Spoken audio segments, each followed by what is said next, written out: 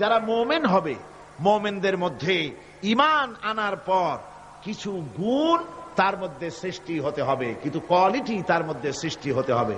সেই কোয়ালিটিগুলি কি তা একটি একটি করে আপনাদের সামনে আমরা পেশ করব ইনশাআল্লাহুল আজিজ। একটি মানুষ যখন মুমিন হয়, ঈমানদার হয়, তো মুমিন হওয়ার আগ পর্যন্ত সে হয় হীনমন্যতায় ভোগে, ইনফেরিয়রিটি কমপ্লেক্স, এহসাসে কমতরি, হীনমন্যতা। অর্থাৎ আল্লাহর প্রতি ঈমান আনার আগ পর্যন্ত সে আগুনের মধ্যে ক্ষমতা আছে, পানির মধ্যে ক্ষমতা আছে, বাতাসের মধ্যে ক্ষমতা আছে, সাপের মধ্যে ক্ষমতা আছে, এই সব চিন্তা করে এগুলির সামনে মাথা নত করে আর এদের কাছে সাহায্য প্রার্থনা করে। যখন সে ব্যক্তি ঈমান আনে, ঈমান আনার পরে তার ভেতরে আত্মসম্ভ্রম পয়দা হয়ে যায়, শখসিয়তের পয়দা হয়ে যায়, তার ভিতরে এমন একটা আত্মমর্যাদা বোধ এসে যায় যে আমি যেগুলির সামনে মাথা নত করি আর শক্তি আছে বলে মনে করি, এগুলি তো আসলে কিছুই না, সব শক্তির মূল হতেছেন তো আল্লাহ রব্বুল আলামিন। কোরআনে কারিমে রব্বুল আলামিন বলেছেন, ইন্নাল্লাযীনা তাদউনা মিন দুনিল্লাহি ইবাদুন আমসালুকুম। আল্লাহ পাক বলেন, আমাকে বাদ দিয়ে তোমরা যাদেরকে ডাকো, আমাকে বাদ দিয়ে যাদের আশ্রয় গ্রহণ করো, যাদের কাছে সাহায্য কামনা করো, ওরা তোমার মতো আমার আর একটি গোলাম। তুমি যেমন আমার গোলাম, ওরাও তেমন আমারই গোলাম। সুতরাং তুমি নিজে গোলাম হয়ে আর একটা গোলামের কাছে হাত পেতেছো, তোমার কোনো প্রয়োজন সে মিটাতে পারবে না, তোমার কোনো প্রয়োজন সে মিটাতে পারবে না। ওরা নিজের সাহায্য নিজেরা করতে পারে না। কোরআনে কারীম কি সুন্দর করে বুঝিয়েছে, হাতে তৈরি করে মূর্তি বানায়া তার সামনে তোমরা সাহায্য চাও, ওরা তোমার সাহায্য করবে কি?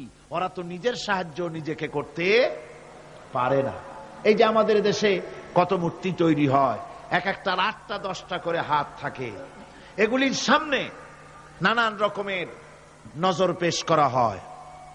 এগুলি যদি কুকুরে এসে খাওয়া আরম্ভ করে, আপনারা বলেন 10টা হাতের একটা হাত দিয়েও কি তাড়াই দিতে পারবে? পারবে না। এমনকি ওদের নাকের ডগায় মাছি বসে যদি মুখের মধ্যে পায়খানা করে, তাও এতগুলি হাতের একটা আঙ্গুল দিয়া মাছিটাকে উড়াই দিতে পারবে না। এরা, আল্লাহ রাব্বুল আলামিন বলেন যে ওরা মাছির মতো একটি ক্ষুদ্র প্রাণী বানাতেও সক্ষম নয়, অথচ এদের কাছে সাহায্য কামনা করা হয়। একবার রাসূল পাক সাল্লাল্লাহু আলাইহি ওয়াসাল্লামের কাছে একজন মুশরিক এসেছেন, তার কাছে একটা ভাঙ্গা মূর্তি। হুজুর জিজ্ঞেস করলেন, তোমার মূর্তিটা ভাঙা কেন? লোকটি বলল যে এটি হচ্ছে আমার খোদা, একে আমি সব সময় সাথে রাখি, না জানি কোন সময় কোন বিপদে পড়ি, এই জন্য সাথে রাখি বিপদ থেকে বাঁচার জন্য। পথিমধ্যে আমার প্রকৃতির ডাক এলো, পেশাব পায়খানায় যাওয়ার প্রয়োজন হলো, তো মনে করলাম এমন জায়গায় এই খোদা নিয়ে যাওয়া উচিত না, খোদাকে রাস্তার উপরে রেখে তারপরে গেলাম কাম সারতে। কাম সেরে এসে দেখি যে এইটার মাথা থেকে শুরু করে পা পর্যন্ত ভিজা। মনে করলাম খোদার শরীর ভিজা, না জানি নিশ্চয়ই কোনো পবিত্র বরকতপূর্ণ পানি হবে। তো এই বরকতপূর্ণ পানি আমি নিজে একটু টেস্ট করলাম, জিহ্বা দিয়া চাটলাম, খাইলাম, দেখলাম যে কেমন কেমন গন্ধ আসে, আর কি একটা টক টক জাতীয় বিশ্রী রকমের। তো মনে করলাম পবিত্র পানি এরকমের গন্ধ হবে কেন? এদিক ওদিক তাকালাম, তাকিয়ে দেখি দূরে একটা কুকুর দাঁড়ানো, তার নিচের থেকে পানি টপকাচ্ছে। তখন ভাবলাম যে আসলে কোন বরকতের পানি এটা। আমি তখন রাগ করে এইটা ঠ্যাং ধরে আছাড় মারলাম যে তুই কি খোদা না তুই একটা হুদা? তুই তো নিজেরই ঠেকাতে পারিস না বিপদ থেকে, তো আমারে ঠেকাবি কি করে? হাদিস শরীফ এসেছে, রাসূল পাক সাল্লাল্লাহু আলাইহি ওয়াসাল্লাম তখন হেসে দিয়েছিলেন। সে হাসিতে হুজুরের দন্ত মোবারক বিকশিত হয়েছিল, শরীর মোবারক কেঁপে উঠেছিল। হুজুর জিজ্ঞেস করলেন, আমার কাছে কি মতলবে এসেছো? লোকটি বলছে, হুজুর আমার কাছে আজকে এসব জিনিসের ব্যর্থতা অসারতা ধরা পড়েছে, আমি তাওহীদের আশ্রয় নিতে এসেছি। আল্লাহর নবী বললেন, পড়ো লা ইলাহা ইল্লাল্লাহু মুহাম্মাদুর রাসূলুল্লাহ। মুমিন ব্যক্তি আত্মমর্যাদার সৃষ্টি হয় তার কলিজার মধ্যে, আত্মসম্ভ্রম, আত্মসম্মান। সে কারো কাছে মাথা নত করবে না, তার কারণ সে জানে আমি যার গোলাম তিনি হচ্ছেন সকল ক্ষমতার উৎস। সকল ক্ষমতার উৎস কে? চিল্লায় বলতে হবে, সকল ক্ষমতার উৎস কে? কয়েকটি কথা আমাদের দেশে চালু আছে যে কথাগুলি শুনলে খুবই খারাপ লাগে। একটা হচ্ছে সকল ক্ষমতার উৎস জনগণ, এটি মারাত্মক শিরকপূর্ণ কথা। আরেকটি কথা, যখন রেডিও টিভিতে বলা হয় যে কুতুবদিয়া, হাতিয়া সন্দ্বীপ, কক্সবাজার উপকূলীয় এলাকায় থেকে 280 মাইল স্পিডে বাতাস প্রবাহিত হবে, 30 ফিট উঁচু হয়ে জলোচ্ছ্বাস হবে, গ্রেট ডেঞ্জার সিগন্যাল নাম্বার 10 দেখাবার জন্য বলা হলো। সাথে সাথে তারপরেই রেডিও টিভি থেকে, সরকারি যন্ত্র থেকে সরকারের লোকেরা বলতে থাকেন এই বিরাট তুফান, জলোচ্ছ্বাস এবং ঘূর্ণিঝড়ের মোকাবেলা করার জন্য সেনাবাহিনী প্রস্তুত করে রাখা হয়েছে। কি বেকুবি! 30 ফুট জলোচ্ছ্বাস হবে, সেনাবাহিনী করবে কি? বন্দুক নিয়ে দাঁড়ায় থাকবে? মোকাবেলা করবা? প্রচন্ড বাতাসের মোকাবেলা করবা তুমি সলিমুদ্দিন? হ্যাঁ, বরং বলা যেতে পারে ঘূর্ণিঝড় এবং জলোচ্ছ্বাসের পরে যে দুর্যোগ সৃষ্টি হবে তড়িৎ গতিতে, আমরা সেই দুর্যোগকে, মানুষকে ঠেকাবার জন্য আমরা প্রাণ চেষ্টা চালাবো। আমাদের সব মেশিনারি সেজন্য প্রস্তুত আছে, এটা বলা যেতে পারে। কিন্তু ঝড়ের মোকাবেলা করব, মারাত্মক কথা, মারাত্মক কথা। আবার আরেকটি কথা খুবই মারাত্মক, এগুলো পত্র পত্রিকায় দেখি, অমুক দলের অমুক নেতা হসপিটালে মৃত্যুর সঙ্গে পাঞ্জা লড়তেছে। আজীব তামাশা! মৃত্যু কি তোমার মাইকেল টাইসন? মৃত্যু কি তোমার মোহাম্মদ আলী ক্লে যে পাঞ্জা লড়বা? মৃত্যুর সাথে পাঞ্জা লড়তে পারে এমন ক্ষমতা পৃথিবীর কারো আছে? সুতরাং এগুলো জাহালাতের কথা, মূর্খতার কথা। মৃত্যু যন্ত্রণায় ভুগছে এটা বলা যায়, মৃত্যু যন্ত্রণায় কষ্ট পাচ্ছে বলা যায়, মৃত্যুর সাথে পাঞ্জা লড়ছে। সলিমুদ্দিন সাহস তো কম না। আমার ভাইয়েরা, সুতরাং সমস্ত ক্ষমতার উৎস কেবলমাত্র আল্লাহ সুবহানাহু ওয়া তাআলা। যাকে খুশি ক্ষমতায় দেন, যাকে খুশি ক্ষমতা থেকে নামায় দেন। এই জন্য যারা মুমিন হবে তাদের এই চিন্তা মনের মধ্যে থাকবে, আত্মমর্যাদা আসবে, কারো সামনে হাত পাতবে না। হাত পাতবে তো আল্লাহ সুবহানাহু ওয়া তাআলার কাছে, কাউকে ভয়ও করবে না। আত্মমর্যাদার কারণে সে তার রিজিক সম্পর্কেও নৃশংস হয়ে যাবে। অর্থাৎ রিস্ক সম্পর্কেও তার পরোয়া থাকবে না, যে হক কথা যদি বলি তাহলে যদি আমার চাকরি না থাকে। আছেন এরকম লোক? হক কথা যদি বলি, চাকরি যদি না থাকে, দাওয়াত যদি আর না হয়, গুলি খেয়ে যদি মরি, এই চিন্তাও মুমিনের লোকের মধ্যে থাকে না। যেহেতু তার আত্মমর্যাদা এসেছে। রিস্কের মালিক মসজিদের মুতাল্লি নয়। অনেক ইমাম আছে মসজিদে, হক কথা বলতে সাহস পায় না, হক কথা বলার সাহস পায় না। মনে করে রিস্কের মালিক মুতাল্লি অথবা সেক্রেটারি। আর দুর্ভাগ্যজনক সত্য, বাংলাদেশের অধিকাংশ মসজিদের মুতাল্লি আর সেক্রেটারি এমন লোক যারা ধর্মনিরপেক্ষতাবাদে বিশ্বাসী, যারা ইসলামের রাজনীতিতে বিশ্বাস করে না। এ ধরনের বহু লোক মসজিদের সেক্রেটারি, মেম্বার, মুতাল্লি হয়ে বসে আছে আর মসজিদের ইমামদেরকে হক কথা বলতে দেয় না। আছে না? ইমাম সাহেবরাও, আমি কিন্তু পাইকারি কথা বলছি না, আলহামদুলিল্লাহ যোগ্যতা সম্পন্ন ইমাম আছেন যারা কথা বলেন। আবার কিছু লোক আছে যারা ভয় পান। আমি তাদের উদ্দেশ্যে বলছি, কোরআনে কারীম বলছে রিস্কের মালিক হচ্ছেন আল্লাহ সুবহানাহু ওয়া তাআলা। তোমার রিস্কের পরোয়াটা কিসের? ইন্নাল্লাহা হুয়ার রাজ্জাকু ওয়াতিল মাতিন। রিস্কের মালিক তো আল্লাহ পাক, তার হাতেই সমস্ত রিস্ক কার হাতে? বাংলাদেশ পৃথিবীর দ্বিতীয় বৃহত্তম মুসলিম দেশ। এই দেশে বসে মসজিদে কথা বলতে ভয় পায় মুসলমানেরা, মসজিদে বসে কথা বলতে ভয় পায়। কিন্তু ভারতের দিকে তাকান, ভারতের দিল্লির জুমা মসজিদের ইমাম আব্দুল্লাহ বুখারী, লোকটার জন্য দোয়া এসেই যায় দিল থেকে। যখন কলকাতার হাইকোর্টে কোরআনে কারীমকে ব্যান করে দেওয়ার জন্য মামলা দায়ের করা হলো, দিল্লির জুমা মসজিদের ইমাম বক্তৃতা করলেন। সেই বক্তৃতার ক্যাসেট আমার কাছে পৌঁছানো হয়েছিল। আমি বক্তৃতা যখন শুনছিলাম আমার মনে হচ্ছিল যেন তার মুখ থেকে আগুন বর্ষণ হচ্ছে। তিনি বলতেছিলেন যে এই ভারতকে আমরা সাজাইছি, এ ভারতকে আমরা পাতা পল্লব দিয়ে, শাখা প্রশাখা দিয়ে, ফুল দিয়ে, ফল দিয়ে গোটা ভারত 850 বছর বসে আমরা সাজিয়েছি। এ ভারতের কুতুব মিনার আমার, এ ভারতের তাজমহল, শীষমহল, এ ভারতের দেওয়ানি আম, দেওয়ানি খাস, এ ভারতের যা কিছু দেখার, যা কিছু সৌন্দর্য সব মুসলমানেরা করেছে। সেই মুসলমানদের কলিজা, সেই মুসলমানদের রূহ, গোটা পৃথিবীর মুসলমানদের মগজ, পৃথিবীর শ্রেষ্ঠ নেয়ামত আল্লাহ রাব্বুল আলামিনের আখেরি কালাম কোরআনের বিরুদ্ধে কেস হয়েছে। আব্দুল্লাহ বুখারী বলছেন, এই কোরআনের বিরুদ্ধে কোরআন ব্যান করার মতো রায় যদি ভারতের কোন জজ মুখ দিয়ে উচ্চারণ করে কোরআন ব্যান করা হলো, তিনি বলছেন আমি ভারতের জুমা মসজিদের ইমাম শুধু নই, ভারতের 20 কোটি মুসলমানের ইমাম আমি। তিনি বলছেন যদি কোরআনে কারীমকে ব্যান করার রায় ঘোষণা করবে যে জজ, সে জজকে আমি পায়ের নিচে পাড়ায় ধরে বাম হাত দিয়ে তার জিহ্বাটা টেনে ছিঁড়ে ফেলে দেব।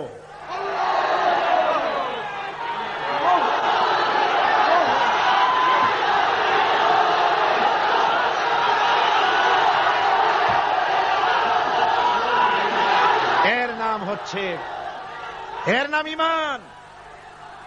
জোরে বলেন, এর নাম কি? এর নাম ঈমান। ঈমান আনার পর প্রথম যে কোয়ালিটিটা হবে, সেই কোয়ালিটি হচ্ছে পার্সোনালিটি, আত্মসম্ভ্রম, আত্মমর্যাদা। দুনিয়ায় কারো সামনে মাথা সে নত করবে না, মাথা নত করবে কেবলমাত্র আল্লাহর কাছে। সে বিশ্বাস করবে খাইরিহি ওয়া শাররিহি মিনাল্লাহি তাআলা, ভালো মন্দ সব কার কাছ থেকে হয়? আল্লাহর কাছ থেকে হয়। সে কিছুতেই বিশ্বাস করবে না যে কোনো মাজারের কাছে গেলে, কবরের কাছে গেলে আমার তকদির পাল্টে যাবে, কোন মোমেন তা বিশ্বাস করবে না। কথা বুঝতে পেরেছেন? ভালো করার মন্দ করার সবটা মালিক আল্লাহ সুবহানাহু ওয়া তাআলা। এরপরে 2 নম্বরের যে কোয়ালিটি সৃষ্টি হবে মুমিনের মধ্যে ঈমান আনার পর, সে গুণটা হচ্ছে সে বিনয়ী হবে। বিনয়, বিনম্রতা তার এক বৈশিষ্ট্য হবে। বিনয় এবং বিনম্রতার বৈশিষ্ট্য হবে।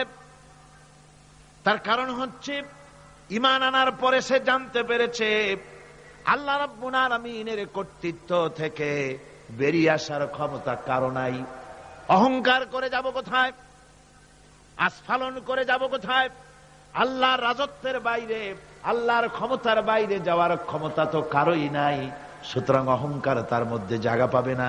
আল্লাহ পাক দুনিয়ার সমস্ত মানুষের জিনকে পরিষ্কার করে বলেছেন, ইয়া মাশারাল জিন্নি ওয়াল ইনস ইন ইসতাতা'তুম আন তানফুযু মিন আকতারিস সামাওয়াতি ওয়াল আরদ فانفذوا لا تنفذون إلا بسلطان।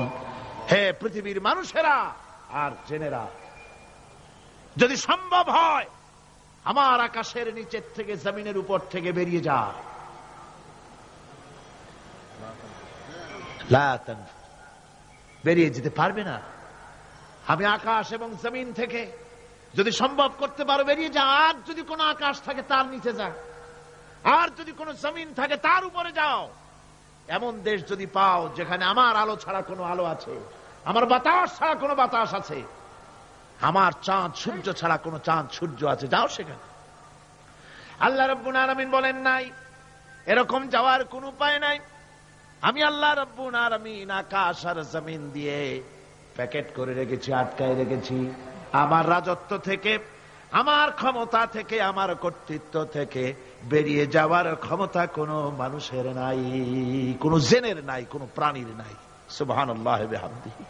মানুষ হচ্ছে অহংকার কিসের হবে? তোমরা হচ্ছ ফকির। আল্লাহ পাক বলছেন ওয়াল্লাহুল গনিয়্যু ওয়া আনতুমুল ফুকারা। আল্লাহ হচ্ছেন গনি। আল্লাহ কি? গনি, বেনিয়াস, বেপরোয়া। ফাআলুল লিমা ইউরিদ, যা খুশি তাই করে, কারো মুখাপেক্ষী তিনি নন। কোরআনে কারিমে রব্বুল আলামিন বলেছেন, নবী আপনি আমার ব্যাপারে, আমার গুণাবলীর ব্যাপারে বলুন। কুল হুয়াল্লাহু আহাদ, পড়েন সবাই। কুল হুয়াল্লাহু আহাদ আল্লাহুস সামাদ লাম ইয়ালিদ ওয়া লাম ইউলাদ ওয়া লাম ইয়াকুল লাহু কুফুয়ান আহাদ। আল্লাহ পাক বলেন, বান্দারে ও আমার নবী আপনি বলুন, আল্লাহ পাক এক এবং একক, তিনি নিরঙ্কুশ, তিনি বেনিয়াস, তিনি কারো মুখাপেক্ষী নন, তিনি কাউকে জন্ম দেন নাই, তাকেও কেউ জন্ম দেয়নি। আকাশ এবং জমিনে আল্লাহর সমকক্ষ কেউ নাই। তোমরা হচ্ছ ফকির আর আমি আল্লাহ হচ্ছি বেনিয়াস। লিল্লাহি মা ফিস সামাওয়াতি ওয়া মা ফিল আরদ, আকাশে যা আছে জমিনে যা আছে সব আল্লাহর। সব কার? আল্লাহ পাকের। সুতরাং কিসের অহংকার, কিসের মাতবানি? মানুষ পেছনের কথা ভুলে যায়, মোটেই চিন্তা করে না। একটু আগে যারা ক্ষমতায় ছিল আজকে তারা ক্ষমতা হারা, আজকে যারা ক্ষমতায় এলো তারা আবার ক্ষমতা মসনদে বসে দুনিয়ার সব বিপদ আপদ ভুলে যায়। আল্লাহ রাব্বুল আলামিন বলেন,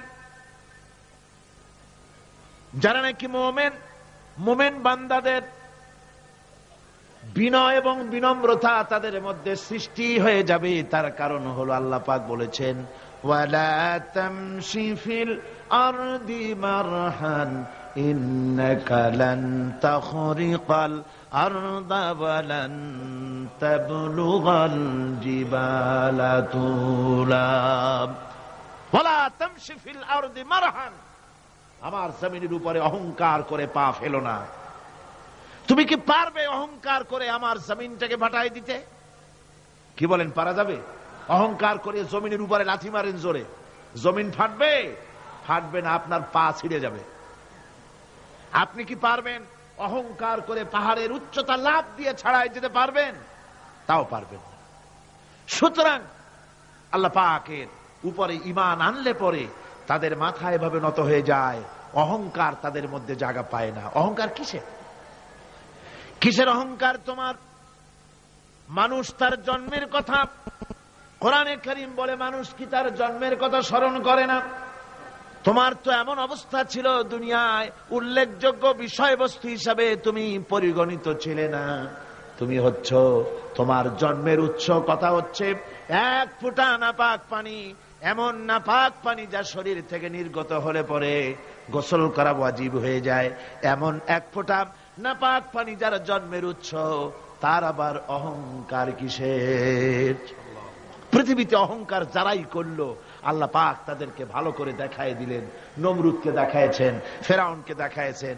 যুগের ছোট ছোট নমরুদ, ফেরাউন, যেখানে যেখানে খুদে খুদে ফেরাউন হয়েছে আল্লাহ সকলকেই দেখিয়ে দিয়েছেন। দেন নাই? দেখিয়ে দিয়েছেন। সুতরাং মাথা নিচু করে চলতে হবে। বিদ্যার বড়াই করা চলবে না। কত লেখাপড়া করেছো তুমি? এমএ পাস করেছো, তাতে কি হয়েছে?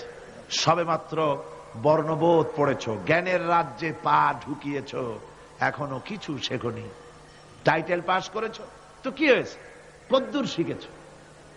নিউটনের মতো মানুষ মৃত্যুর সময় বললেন, জ্ঞান সমুদ্রের বেলাভূমিতে দাঁড়িয়ে সামান্য বালু কণা নিয়ে নাড়াচাড়া করলাম, অথই সমুদ্রের কিছুই দেখতে পারলাম না। শেখ সাদী রহমতুল্লাহ আলাইহি ইন্তেকালের সময় বলেছেন, মালুম শোধ কি হিচ মালুম না শোধ, সারা জীবন সাধনা করে বুঝিলাম ইহা, যে কিছুই বুঝিলাম না। এগুলি হচ্ছে জ্ঞানীদের কথা। আর কোন রকম ইউনিভার্সিটির বারান্দা দিয়ে 3-4 দিন হাঁটছে, কয় যে সব বুঝি। কি বুঝছো? কয় দেয়ার ইজ নো গড, স্রষ্টা বলতে কেউ নেই। পাগল কি আর গাছে ধরে মিয়া? সুতরাং বিদ্যার বড়াই চলবে না, স্বাস্থ্যের বড়াই চলবে না, অর্থের বড়াই চলবে না। অর্থের বড়াই করবে, কত অর্থ তোমার হয়েছে, আল্লাহ যদি ইচ্ছে করেন ব্রেনের মধ্যে, মগজের মধ্যে এমন টিউমার করে দিবেন, মগজের মধ্যে এমন ক্যান্সার করে দেবেন, হার্টের ভিতরে এমন ক্যান্সার লাগাই দিবেন, 14 গোষ্ঠী বিক্রি করলে ঔষধের পয়সা হবে না। পারবে কিনা আল্লাহ কর, জোরে বলবেন পারবেন কিনা? এমন বহুত অসুখ আছে ডাক্তাররা বোঝেই না ঔষধ দেবে কি, কি রোগ ডাক্তাররাই বোঝে না। এগুলি ইংল্যান্ড এবং আমেরিকায় যখন যাই, সেখানে বহুত লোক দোয়া নিতে আসে, কয় যে হুজুর দোয়া করেন, দীর্ঘদিন পর্যন্ত রোগে ভুগতেছি। কি রোগ? অমুক রোগ। তাই এখানে এত মডার্ন মেডিকেল সায়েন্স এত উন্নত হয়েছে, ডাক্তাররা কি কয়, কয় ডাক্তাররা ব্লাড, স্টুল, ইউরিন, গুষ্টি সুদ্ধার টেস্ট ফেস্ট করিয়া কয় যে বুঝি না কি হয়েছে। এগুলো আল্লাহ পারেন কিনা কর। সুতরাং পয়সার বড়াই করো না, পয়সার বড়াই করো না। কারণ পয়সার বড়াই করেছিল, আল্লাহ পাক দুনিয়া থেকে ধ্বংস করে দিয়েছেন। ইলমের বড়াই শয়তান করেছিল, আল্লাহ তার উপরে লানত দিয়ে দিয়েছে। সুতরাং মুমিন বান্দা যারা আল্লাহর দ্বীনকে কবুল করবে, কালেমা পড়বে, তার অন্যতম একটি কোয়ালিটি হচ্ছে সে বিনয়ী, বিনম্র হবে। সুবহানাল্লাহ পড়ে। অহংকার তার মধ্যে জায়গা পাবে না। হাদিসে কুদসির ভিতরে এসেছে, আল্লাহ পাক বলেন, অহংকার হচ্ছে আমার ইজার, আমার চাদর স্বরূপ। যে ব্যক্তি অহংকার করে সেজন্য আমি আল্লাহর চাদর নিয়ে টানাটানি করে। নাউযুবিল্লাহি মিন যালিক। মুমিন ব্যক্তি কলেমা পড়ার পর, ঈমান আনার পরে যে কোয়ালিটি হওয়া উচিত, আল্লাহর পরে ঈমান আনলে পরে যে কোয়ালিটি হওয়া দরকার, সেটা হচ্ছে তার মধ্যে বীরত্ব এবং নির্ভীকতা আসবে। সে ব্যক্তি নির্ভীক হবে, মৃত্যুর ভয় পাবে না, মৃত্যুর ভয় পাবে না। তার কারণ হল মুমিন ব্যক্তি ঈমান আনার পরে জানতে পেরেছে যে মৃত্যু থেকে পালাবার উপায় কোন প্রাণীর নাই। আছে নাকি? মৃত্যু থেকে পালানো যাবে? মৃত্যু থেকে পালানো যাবে না। মুমিন এই জন্য ভয় পাবে না। এই জন্য মুমিন জীবনে একবার মরে, মুমিন সবসময় বীর পুরুষ হয়। মুমিন কি হয়? আর মুনাফিক হয় কি? কাপুরুষ। মুমিন মরে জীবনে একবার, আর মুনাফিক মরে জীবনে কয়েকবার। সাইকেলের টায়ার বাস্ট হলে শীতই পড়ে, ভয় ছোটে। ট্রাকের টায়ার বাস্ট হলে তো হুশি থাকে না, আর কোথাও বোমা পড়লে এমনি তার রুহু উড়ে যায়। এই হলো দুর্বল ইমানের লক্ষণ, মুনাফিক। আর মুমিন ব্যক্তি এগুলি ভয় পায় না। তার কারণ হচ্ছে কোরআনে কারীম বলেছে, কুল ইন্নাল মাউতাল্লাযী তাফিররুনা মিনহু ফাইন্নাহু মুলাকীকুম। বলো, মৃত্যু থেকে পালাবার কোন উপায় নাই।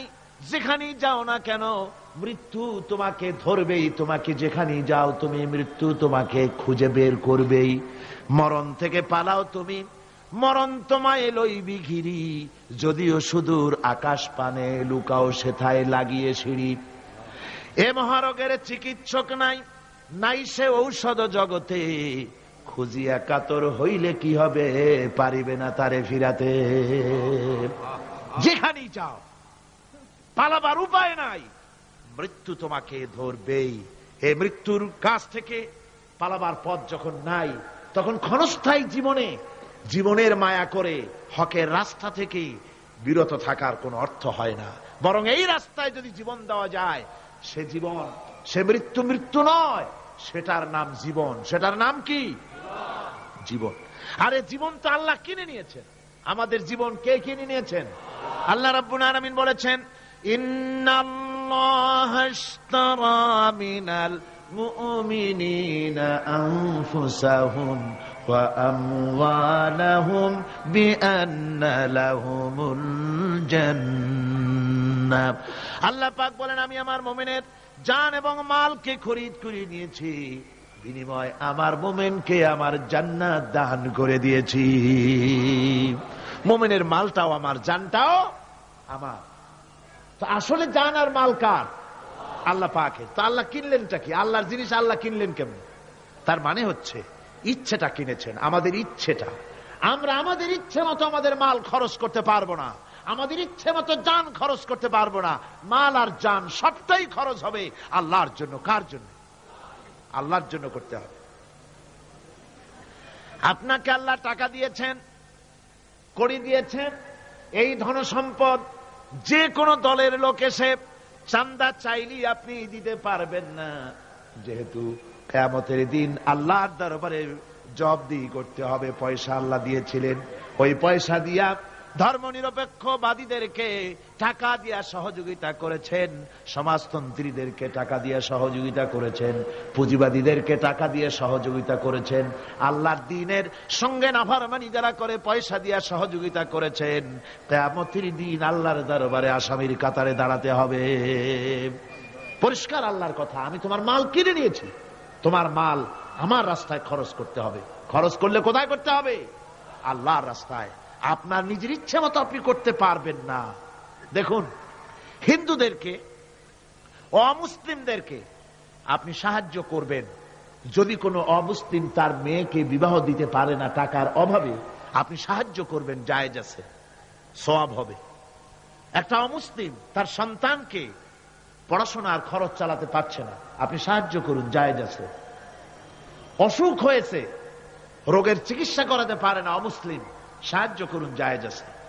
কিন্তু অমুসলিম পূজা করবে, পয়সা দিয়া মণ্ডপ বানাতে পারে না, বলির পাঠা কিনতে পারছে না পয়সার অভাবে, সেখানে মুসলমানের সাহায্য করা জায়েজ আছে? একটা ফুটা পয়সাও সেখানে সাহায্য করা মুসলমানদের জন্য হারাম। এরকম সাহায্য করা কি জোরে কোন? হারাম। তার কারণ আপনি পয়সা দিয়ে আল্লাহর সাথে শিরক করার সুযোগ করে দিচ্ছেন। এই কথাটা যেমন ভাবে বুঝলেন, অনুরূপ ভাবে যারা আল্লাহর দ্বীন কায়েম করতে চায় না, আল্লাহর দ্বীনের বিরোধিতা করে, মানুষের তৈরি করা মতবাদ প্রতিষ্ঠার সংগ্রাম করে, তাদেরকে আপনি আপনার টাকা পয়সা দিয়ে সাহায্য করলে আল্লাহর কাছে অবশ্যই আপনাকে জবাবদিহি করতে হবে, যেহেতু আপনার জান, আপনার মাল সবটাই কার?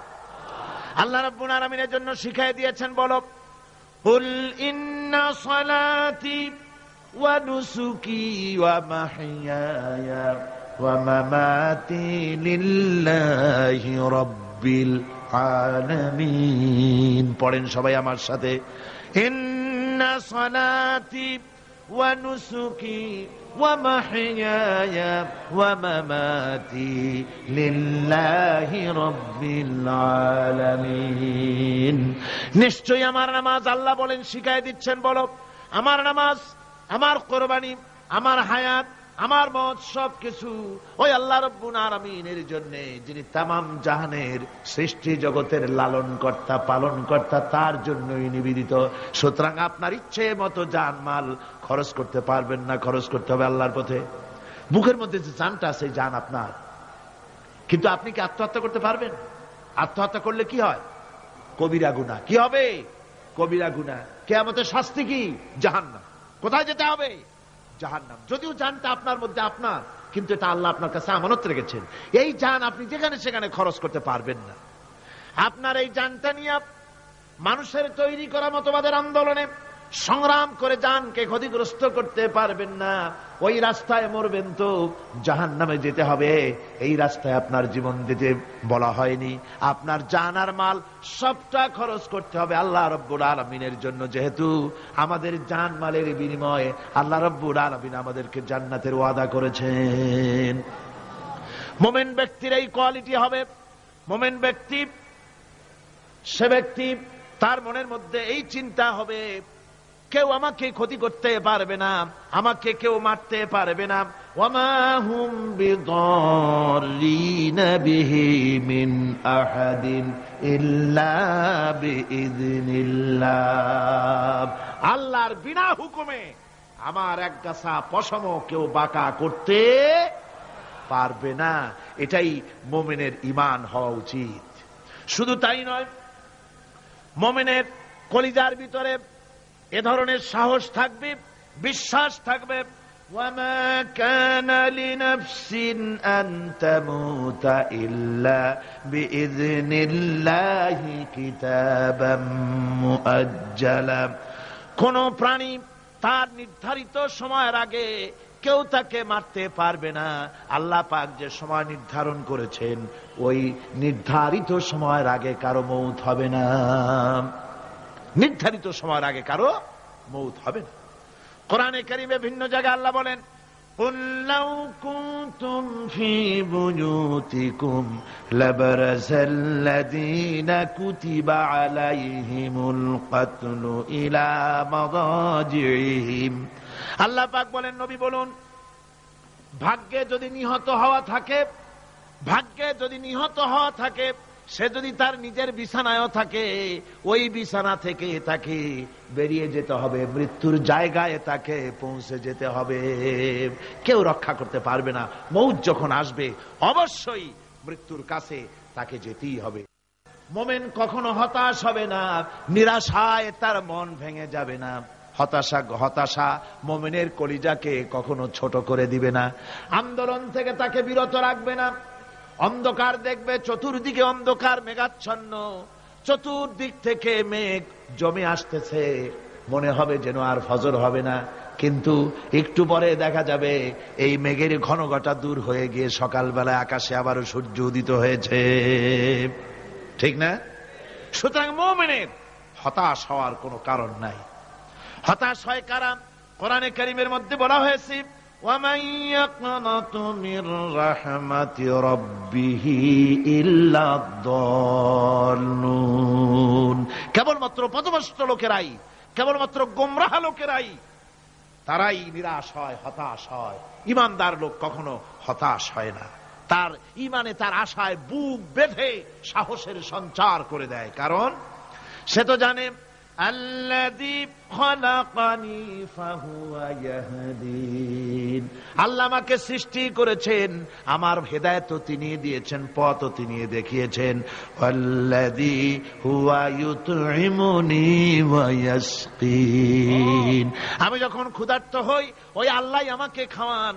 আমি যখন তৃষ্ণার্ত হই, তখন আল্লাহই আমাকে পান করান। ওয়া ইযা মারিদতু ফাহুয়া ইয়াশফিন। আর যখন আমি অসুস্থ হই, ওই আল্লাহ আমাকে রোগ মুক্ত করেন। সুবহানাল্লাহ। দেখেন, হযরত আইয়ুব আলাইহিস সালাম সব কোরআনের মধ্যে আছে, আল্লাহ পাক সব বলে দিয়েছেন। আমাদের মধ্যে অনেকের রোগ হলে কয় যে এত নামাজ রোজা করি আর রোগে আমারই পাইলো। বলে না এরকম? নামাজ রোজা করি, দান সদকা করি, হজ করি, আর আমারই রোগটাই পাইলো, এই রোগ ছাড়েই না। আশ্চর্য কথা, রোগ দিয়ে আল্লাহ মানুষের ঈমান পরীক্ষা করে। ধৈর্য ধরতে হবে। হযরত আইয়ুব আলাইহিস সালামের রোগ হলো, 18টি বছর পর্যন্ত রোগে ভুগলেন।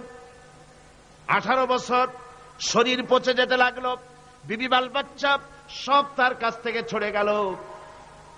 গ্রামের লোকেরা তাকে তাড়ায় দিল, জঙ্গলের ভিতরে তিনি কাটাতে লাগলেন। এরপরে তিনি কষ্টে অস্থির হয়ে গেলেন, কোন শিকায়েত আল্লাহর দরবারে তোলেন নাই।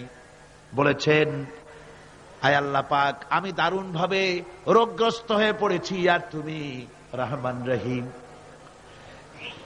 হযরতে আইয়ুব আলাইহিস সালাম 18টি বছর রোগ ভোগ করার পর যখন তিনি লক্ষ্য করলেন শুধু শরীরের ভিতরেই পোকা না, এবার পোকা জিহ্বার মধ্যে শুরু হয়ে গেছে, জিহ্বায় পোকা ধরেছে, গায়ের গোশতে পোকা, পুষ পোকা, পচে পচে শরীর পড়তেছে, জিহ্বার মধ্যেও পোকা হয়ে গেছে।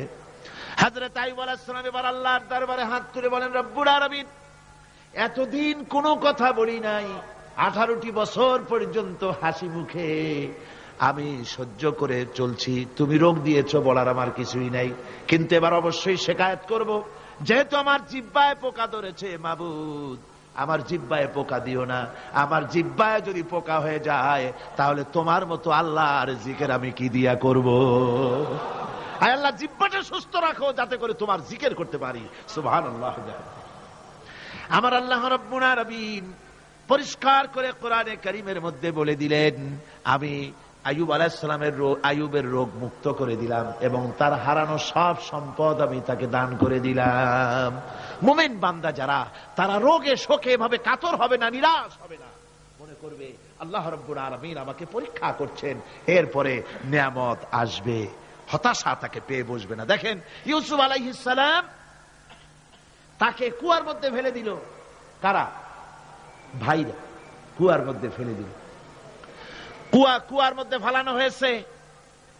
ভাইরা মনে করলো এটা মরণ কুয়া, এটা মৃত্যু কূপ, এখানে ইউসুফ আলাইহিস সালাম শেষ হয়ে যাবে। কিন্তু ওই 11 ভাইরা জানতো না এটা মৃত্যু কুয়া নয়, এটা হচ্ছে একদিকে কুয়ার মুখ আর একদিকে মিশরের সিংহাসন। এটা কেনানের কুয়ার মধ্য থেকে ইউসুফ আলাইহিস সালাম ঢুকলেন। এটা একটা টানেল, সুড়ঙ্গ পথ। কুয়ার এক মাথা দিয়া ঢুকলেন, আর এক মাথা দিয়া মিশরের সিংহাসন দখল করলেন। সুবহানাল্লাহ। আল্লাহ কোথা থেকে কোথায় নিয়ে গেলেন। হযরতে ইয়াকুব আলাইহিস সালাম সন্তানের শোকে অস্থির হয়ে গেলেন, সন্তানের শোকে অস্থির হয়ে গেলেন। কিন্তু তিনি নিরাশ হন নাই, হতাশ হন নাই। তিনি বলেছেন, ফাসাবরুন জামিল আসাল্লাহু আইয়াতিয়ানি বিহিম জামিআন ইন্নাহু হুয়াল আলিমুল হাকীম। ফাসাবরুন জামিল, আমি উত্তম ধৈর্য ধারণ করব এবং আমি আশা করি অতি শীঘ্র আল্লাহ রাব্বুল আলামিন আমার যা আমি হারিয়েছি আমাকে আল্লাহ পাক মিলাই দিবেন। সুবহানাল্লাহ বিহামদি। আর আল্লাহ পাক হযরত ইয়াকুব আলাইহিস সালামের কাছে হযরত ইউসুফকে মিলাই দিলেন। সুবহানাল্লাহ বিহামদি। সুতরাং মুমিন ব্যক্তি কখনো নিরাশ হবে না, হতাশা নিরাশায় তার মন ভেঙে দেবে না। দেখা যাচ্ছে ইসলামী আন্দোলন আর বুঝি রইল না, বুঝি শেষ হয়ে গেল। চতুর্দিক থেকে বন্য হায়নারা অস্ত্র নিয়ে, বিদেশি টাকা নিয়ে, সম্পদ নিয়ে চতুর্দিক থেকে হামলা শুরু করেছে, আর বাঁচার পথ নাই। ইসলামী আন্দোলন বুঝি শেষ না। মুমিন যারা, তারা হতাশায় ভোগে না। কি বলেন? হতাশায় ভোগে? মোটেই হতাশায় ভোগে না।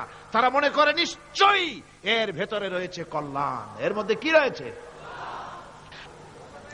আমার বন্ধুগণ, মানুষ হতাশায় যেন না ভাঙে। গুনাহ করেছে, গুনাহ করার কারণে কোন মুমিন যেন হতাশায় ভেঙে না পড়ে, সেই জন্য আল্লাহ তাকে বলেছেন, লা তাকনাতু মির রাহমাতিল্লাহ। বান্দারে, আমার রহমত থেকে মায়ুস হইস না, নিরাশ হইস না। আমি রহমান, আমি রহিম। জোরে কোন সুবহানাল্লাহ।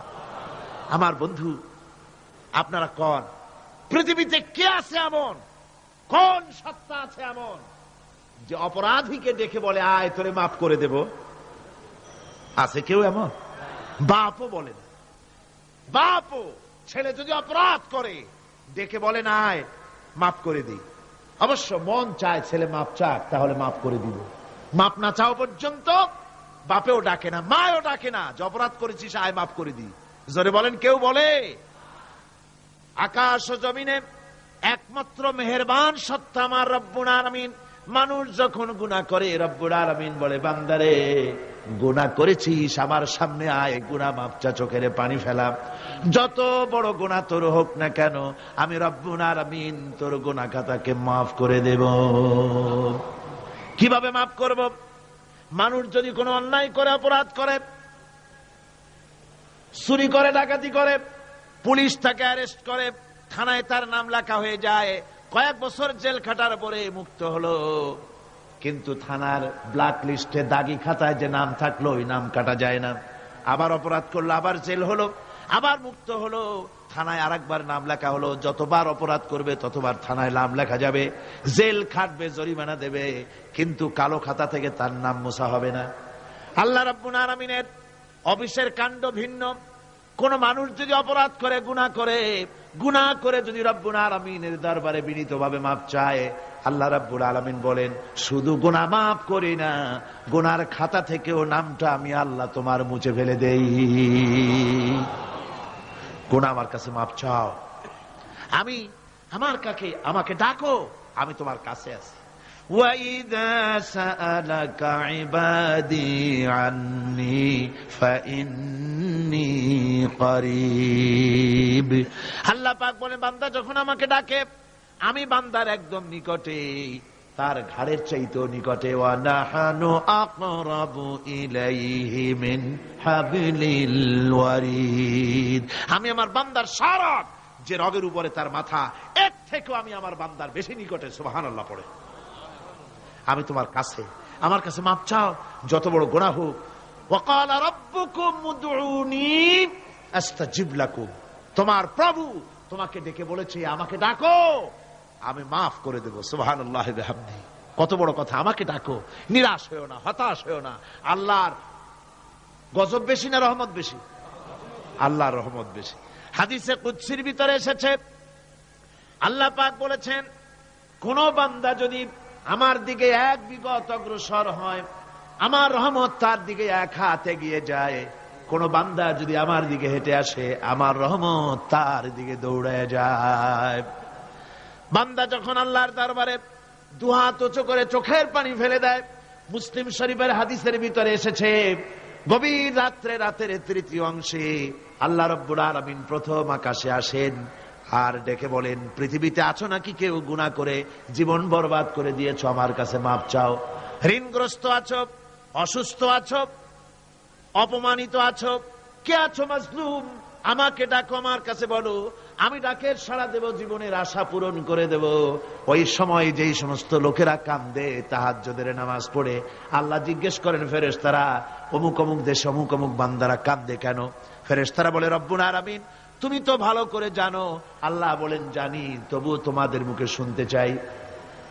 তারা বলে, রব্বুল আলামিন তোমার এই বান্দা গুনাহ করেছি, গুনার জন্য মাপ চায়, জাহান্নাম থেকে বাঁচতে চায়। আল্লাহ পাক বলেন, ফেরেশতারা আমার এই বান্দারা আমারে দেখেছে নাকি? বলে দেখে নাই। বলে আমার দোজখ দেখেছে নাকি? বলে না, তাও দেখে নাই। আমার বেহেশত দেখেছে নাকি? বলে না, তাও দেখে নাই। আল্লাহ পাক বলেন, ফেরেশতারা সাক্ষী থাকো, ওরা আমাকে দেখে নাই, আমার বেহেশত দোজখ কিছুই দেখে নাই, শুধুমাত্র আমার নবীর কথা, আমার কোরআনের কথা বিশ্বাস করে আরামের ঘুমকে হারাম করে যেভাবে তারা কাঁদতেছে, সাক্ষী থেকে যাও ফেরেশতারা, আমার রহমতের দরিয়ায় জোশ মেরেছে, আমার ওই ক্রন্দনরত বান্দাগুলিকে আমি আল্লাহ মাফ করে দিলাম। সুতরাং মুমিন বান্দা যারা, আল্লাহর মুমিন বান্দা যারা, এই ঈমানের কোয়ালিটি, এটাও হতাশায় নিরাশায় ভেঙে পড়বে না। গুনাহ তো মানুষই করে, গুনাহ হয়ে গেছে, মাপ চাও। তোমার গুনাহ কদ্দুর? তোমার গুনাহ যদি হয় পাহাড় সমান, আল্লাহর রহমত আকাশ সমান। তোমার গুনাহ যদি হয় আকাশ সমান, আল্লাহর রহমত তো আরশে আজিম ছাড়াই গেছে। সুবহানাল্লাহি ওয়া বিহামদিহি। সুতরাং রহমানুর রহিম, গফুরুর রহিম, তার কাছে মাপ চাইতে হবে বিনীতভাবে, হতাশায় ভেঙে পড়লে চলবে না। এটা হলো মুমিনের আরেকটা কোয়ালিটি। এরপর আরেকটি কোয়ালিটি হবে মুমিনের, তা হলো কঠোর কঠিন বিপদে অবিচল থাকবে, বিপদে ভেঙে পড়বে না। বিপদ আপদ, শত্রুতা, ক্ষয় ক্ষতি যা কিছু হয় সবই আল্লাহর পক্ষ থেকে, এটা মেনে নিতে হবে এবং ধৈর্য ধারণ করতে হবে। বিপদ মুসিবত শুধু উম্মতের জন্য নয়, দুনিয়ার সমস্ত নবীদের বিপদ এসেছে, হয় নাই? নবীদের বিপদ আসে নাই? কোরআনে কারীম থেকে শুনুন, আল্লাহ রাব্বুল আলামিন বলেন, وَكَذَلِكَ جَعَلْنَا لِكُلِّ نَبِيٍّ عَدُوًّا مِنَ الْمُجْرِمِينَ। আল্লাহ পাক বলেন, এমনি করে আমি সকল নবীদের শত্রু বানিয়ে দিয়েছি, সব পাপিষ্ঠ আর অপরাধ প্রবণ লোকদেরকে। প্রত্যেক যুগে নবীদের শত্রু ছিল, প্রত্যেক যুগে নবীদের কি ছিল? শত্রু ছিল। সে শত্রু কারা ছিল? আল্লাহ পাক বলছেন, নবীদের শত্রু ছিল পাপিষ্ঠ আর অপরাধ প্রবণ লোক, এরাই ছিল নবীদের দুশমন। রাসূলগণের অবস্থা যদি এই হয়, তাহলে তার উম্মত, ওই দিনের ধারক বাহক যারা, তাদের বুঝি বিপদ আপদ হবে না? নাকি হবে কিনা? তো ইসলামের বিরোধিতা যারা করে, কোরআনের পরিভাষায় বলা হয়েছে ইসলামের দুশমন, নবীদের দুশমন, দুনিয়ার সব পাপিষ্ঠ আর অপরাধ প্রবণ লোকেরাই ইসলামের দুশমন হয়, নবীদের দুশমন হয়। আজও দেখেন, আজও তাকিয়ে দেখেন, ইসলামী আন্দোলনের বিরোধিতা যারা করে তারা পাপিষ্ঠ চরিত্রের কিনা তাকায় দেখেন, খুঁজে দেখেন, সর্বত্র খুঁজে দেখুন, খুঁজে দেখুন। যারা ইসলামী আন্দোলনের বিরোধিতা করে, যারা ইসলামকে মিটিয়ে দেওয়ার চেষ্টা করতেছে, যারা ইসলামকে মৌলবাদ বলে, ইসলামকে সাম্প্রদায়িক বলে, কোরআনে কারীমের কথা কত স্পষ্ট যে নবীদের দুশমন হয়, ইসলামের দুশমন হয় মুজরিম লোকেরা, অপরাধ প্রবণ আর পাপিষ্ঠ লোকেরা।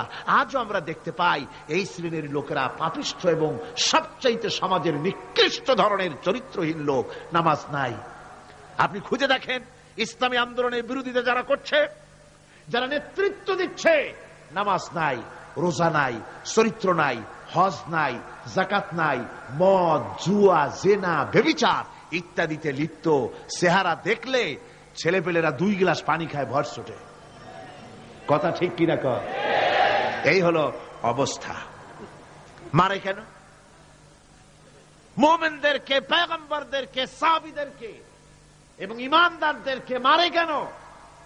তার কারণ হচ্ছে আল্লাহ রাব্বুল আলামিন বলেছেন, ওয়া মা নাকামু মিনহুম ইল্লা আইয়ুমিনু বিল্লাহিল আজিজিল হামিদ। কাফিররা ঈমানদার লোকদেরকে অন্য কোন অপরাধী নির্যাতন চালায় না, নির্যাতন চালায় শুধু এই কারণে যেহেতু মুমিন লোকেরা পরাক্রমশালী, আল্লাহ রাব্বুল আলামিনের দিনকে কায়েম করতে চায়, তার উপরে ঈমান এনেছে, এই কারণেই তারা মারে। ঠিক কিনা কর? যুগে যুগে নবীদের উপরে, সাহাবীদের উপরে যে অত্যাচার হয়েছে, সে অত্যাচার এই কারণেই হয়েছে, অন্য কোনো কারণে নয়। এই কঠিন বিপদে অবিচলতা এবং ধৈর্যের দৃষ্টান্ত নবীগণ পেশ করেছেন পৃথিবীর বুকে। আমরা দেখেছি ইব্রাহিম আলাইহিস সালামকে আগুনে ফালানো হয়েছে, আছে না কোরআন শরীফে? আমি কিন্তু গল্প করতেছি না, সব কোরআনের কথা। কিসের কথা? ইব্রাহিম আলাইহিস সালামকে আগুনে ফালানো হচ্ছে। অপরাধ কি? অপরাধ হচ্ছে হযরত ইব্রাহিম আলাইহিস সালাম দাওয়াত দিয়েছেন, লা ইলাহা ইল্লাল্লাহ। জোরে পড়েন, লা ইলাহা ইল্লাল্লাহ, লা ইলাহা ইল্লাল্লাহ। একটু জোরে করেন, লা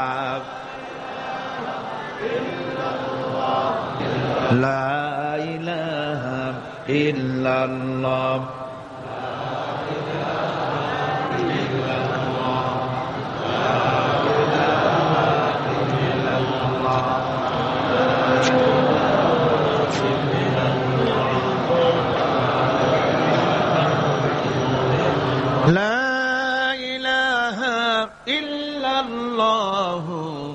মুহাম্মাদুর রাসূলুল্লাহ।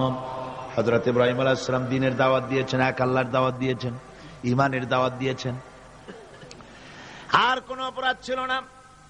নমরুদ সহ্য করতে পারল না। কোরআনে কারীমের মধ্যে সব কথাগুলি আল্লাহ পাক এই জন্য বিধৃত করেছেন, এই জন্য কোরআনে কারীমের মধ্যে সব কথা উঠায় দিয়েছেন, যাতে করে মুমিনেরা বিপদ আসলে পরে যেন ঘাবড়ে না যায়। ইব্রাহিম আলাইহিস সালামকে আগুনে ফালানো হচ্ছে। ফেরেশতা বলছে, ইব্রাহিম তোমারে আগুনে ফালায় দেওয়া হতেছে, আমার কাছে সাহায্য চাও, আমার কাছে ক্ষমতা আছে, আগুনগুলো উঠাইয়া নমরুদের বংশ জ্বালাইয়া দেব। হযরত ইব্রাহিম ফেরেশতার কাছে সাহায্য চাইছিলেন নাকি? তিনি বললেন, ফেরেশতা তোমার কাছে সাহায্য কেন চাইব? আমি তো এমন কোন অন্ধ আল্লাহর ইবাদত করি না যেই অন্ধ স্রষ্টা তার গোলামের দুঃখ দুর্দশা না দেখেন। আমি তোমার কাছে সাহায্য চাইব না। হযরত ইব্রাহিম আলাইহিস সালাম পাশ করলেন। কি বলেন, পাশ করছেন না? ঈমানের পরীক্ষায় পাশ। আগুনের মধ্যে হযরত ইব্রাহিমকে যখন ফালানো হচ্ছে, রব্বুল আলামিন আগুনের প্রতি নোটিশ করে দিলেন, ইয়া নারু কুনি বারদাও ওয়া সালামান আলা ইব্রাহিম। আগুন আমার ইব্রাহিমের জন্য শান্তিদায়ক, ঠান্ডা হয়ে যা। এখন কি আর আগুনের বাপের ক্ষমতা আছে ইব্রাহিমরে পোড়ানো? আর ক্ষমতা নাই। আমার বন্ধুগণ, ইব্রাহিম আগুনের ভিতরে আরামে বসা আছেন, আর ওদিকে নমরুদ বসে বসে দেখতেছে দূর থেকে।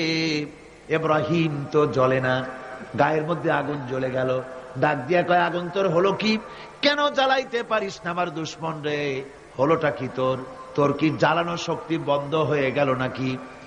আগুনের ভিতর থেকে জবাব এলো, নমরুদ রে, আমার ভিতরে জ্বালানো শক্তি আছে কি নাই যদি প্রমাণ করতে চাও, টেস্ট করতে চাও, তুই নিজে আয়, তোরে শুদ্ধ তামাম দুনিয়া জ্বালাই দিতে পারি, ইব্রাহিমের এক গাছা পশম জ্বালাই দিতে পারি না। তার কারণ হচ্ছে আমি হচ্ছি মাখলুক, আল্লাহ হচ্ছেন খালিক। আল্লাহ আমাকে বলেছেন না জ্বালাতে, তুমি 1000 বার বললেও আমি ইব্রাহিমকে জ্বালাইতে পারবো না। কোরআনে কারিমে ঘটনা বলে মোমেনদেরকে সাহস দেওয়া হচ্ছে, মোমেনেরা দ্বীনের কাজ করতে গিয়ে বিপদ আবাজ আসবে, ইমানের দাবি হলো বিপদ আসবে, আর বিপদ আসলে ঘাবড়ায় যেও না, মুসিবতে পড়ে চিন্তায় পেরেশানে হয়রান হয়ে যেও না।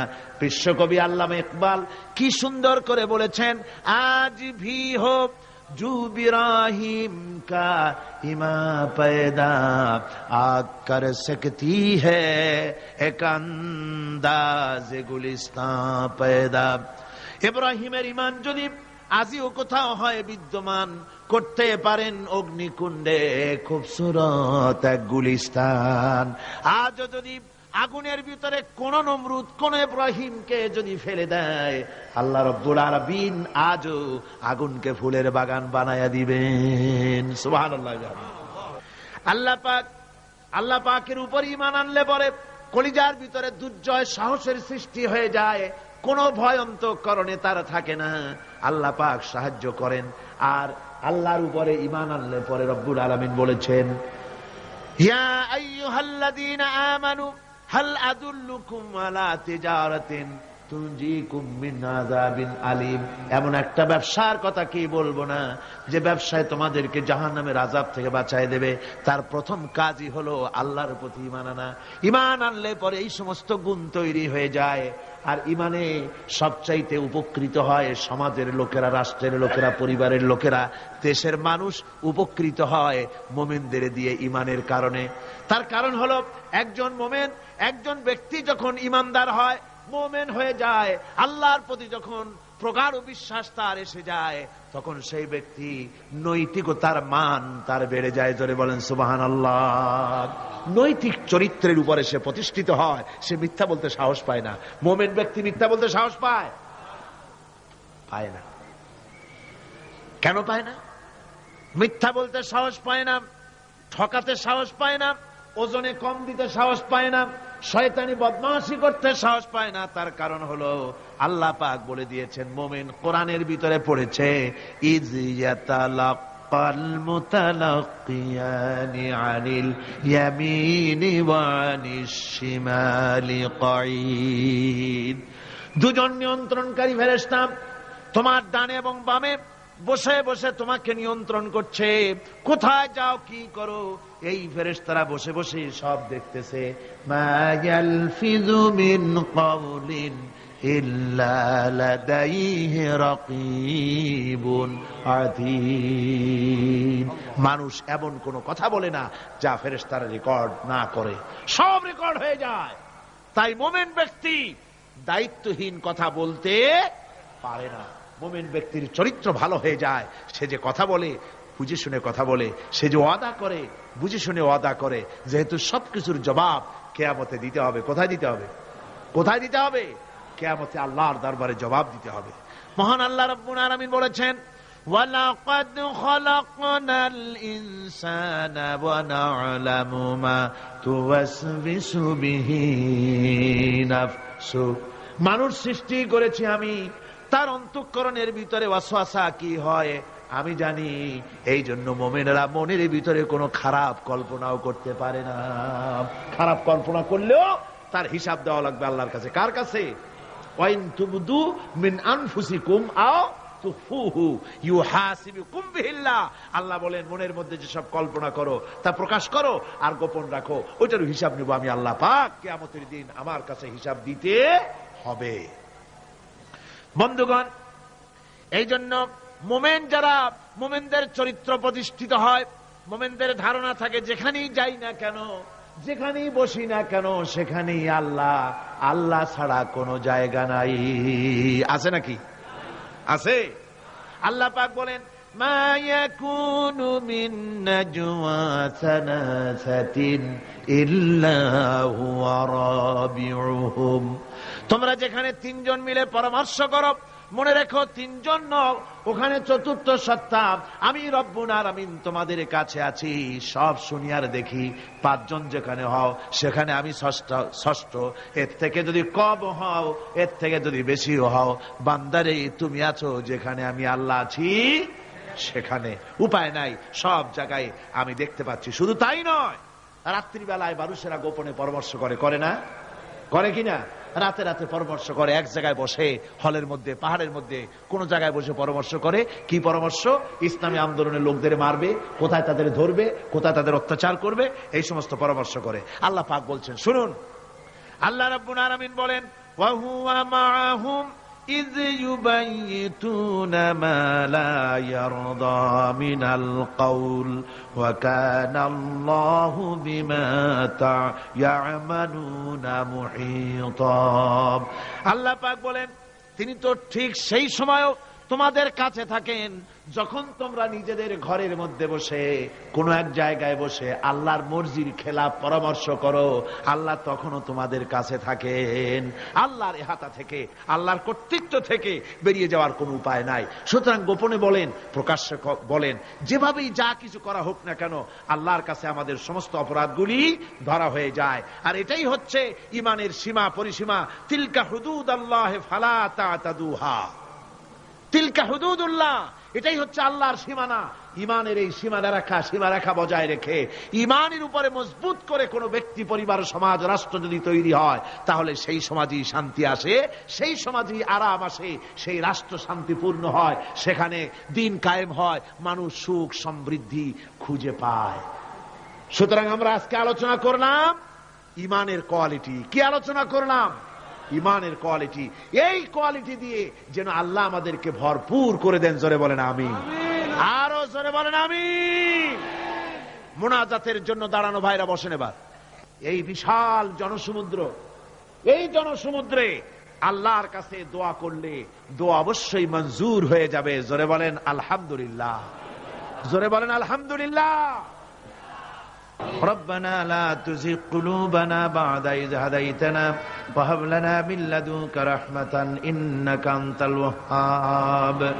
আয় আল্লাহ তাআলা, বিশাল জনসমুদ্র নিয়ে তোমার দরবারে গভীর রাত্রে হাত তুলেছি।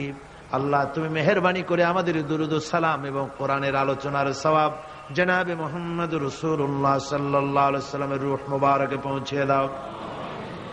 রব্বুল আলামিন, तमाम দুনিয়ায় যত মুমিন মুমিনাত মাটির নিচে শুয়ে আছে, আল্লাহ যারা বিদায় হয়ে গেছেন তাদের আরোহের পরে সওয়াব পৌঁছে দাও।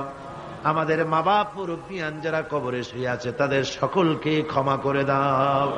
রব্বিরহামহুমা কামা রব্বায়ানি সগীরা। রব্বিরহামহুমা কামা রব্বায়ানি সগীরা। হায় আল্লাহ তাআলা, আমরা সারা জীবন যত গুনাহ করেছি, বিনীতভাবে তোমার কাছে গুনাহগুলি মাফ চাই। দয়া করে মেহেরবানি করে আমাদের तमाम জিন্দেগির গুনাহ খাতা মাফ করে দাও। রব্বুল আলামিন, কোরআনে কারীমের এই মাহফিলে চতুর্দিক থেকে লোকেরা এসেছে, নানান পেশার, নানান চিন্তার, নানান মতবাদের বহু লোক এসেছে। আল্লাহ, সকল চিন্তা, সকল মত পথ যার যেখানে আছে সবগুলি ঘুরিয়ে কোরআন কেন্দ্রিক করে দাও। রব্বুল আলামিন, সকলের চিন্তা, সকলের চেতনা, সকলের মন মগজ আল্লাহ তোমার কোরআন সুন্নাহ ভিত্তিক করে দাও। কোরআনকে কেন্দ্র করে, সুন্নাহকে কেন্দ্র করে গোটা পৃথিবীর সমস্ত মুসলমানদেরকে ঐক্যবদ্ধ করে দাও। রব্বুল আলামিন, এ মাহফিলের আয়োজন যারা করেছেন, শোনার জন্য যারা এসেছেন, সকলকে তোমার মাকবুল বান্দাদের মধ্যে শামিল করে নাও। রব্বুল আলামিন, মা বোনেরা যারা এসেছেন তাদের উপরে তুমি তোমার রহমত নাজিল করো, তাদের গুনাহ খাতা মাফ করো, তাদের রোগ ব্যাধি মাফ করে দাও। আল্লাহ, যত লোক এসেছে সকলকে গুনাহ মুক্ত করে দাও, সকলকে ঋণ মুক্ত করে দাও, নিসন্তানীকে সন্তান দাও, অভাবগ্রস্তদের অভাব দূর করে দাও।